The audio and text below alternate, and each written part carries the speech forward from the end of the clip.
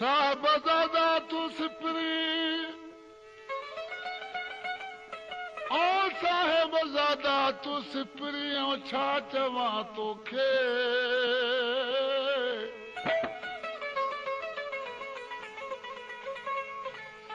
अॻे हुआसीं आराम में हाणे विधीसीं दिलि दोखे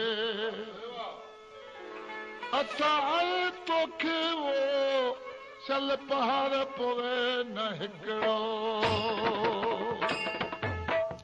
दोस्तो ही शाइरी आहे शेर मोहम्मद हाले पोटे जी ऐं दोस्तनि फरमाइश कई आहे हुन जा ही नाला आहिनि शहर बदीन खां सिपाही खान मोहम्मद बलोच जिले जेकमाबाद खां सिपाही मोहम्मद अशरफ सूमरो ॻोठ डीपीआर खां अमीन ओठो सलाह हिंगोर जो ऐं उमदली हिंगोर जो ॻोठ तराई खां ड्राइवर डातू नोहड़ी दरगाह लुकमान शाह खां खलीफ़ो हबीब दल ॻोठ रतन तड़ खां मारूफ समेजो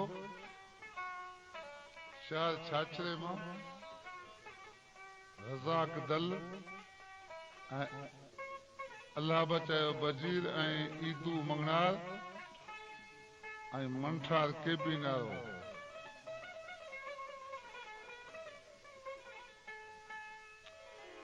आज ॾिसी पंहिंजे माउ खे चयो पियो सोणो यार चोॾहीं जो त चंड मूंखे ॾाढी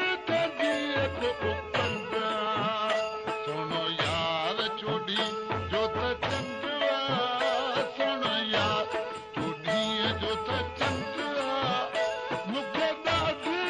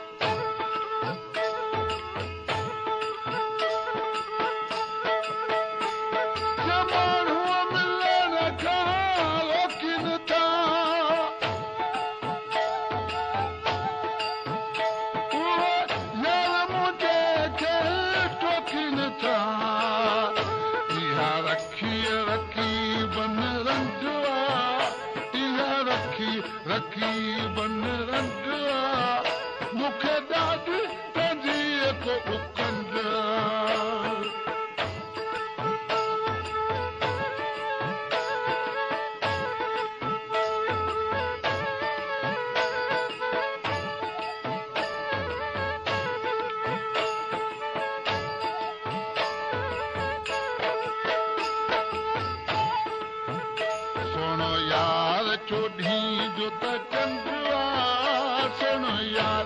चोॾहीं जो त चंड आहे मूंखे ॾाढी तंदीअ को उकंद आहे मूंखे ॾाढी तंदीअ को उकंद आहे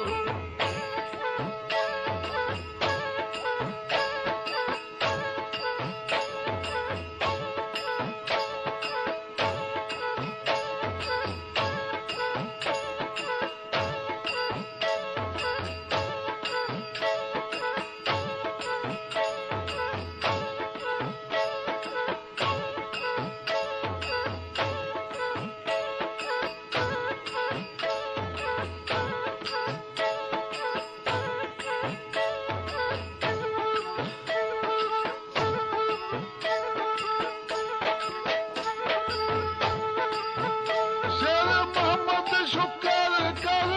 यार सचो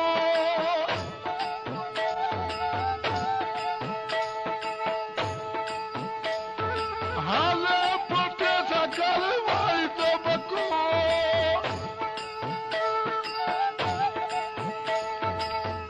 मूंसां खीर माखीअ जी खंड आहे मूंसां खीर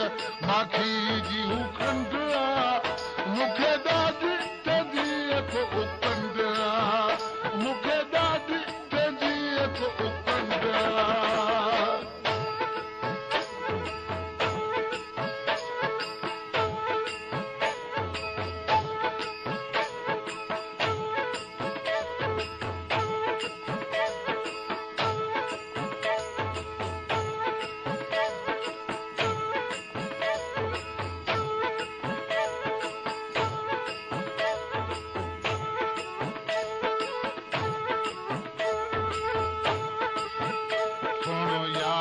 चोॾहीं जो त चंड आहे सुण यार चोॾहीं जो त चंड आहे मूंखे ॾाढी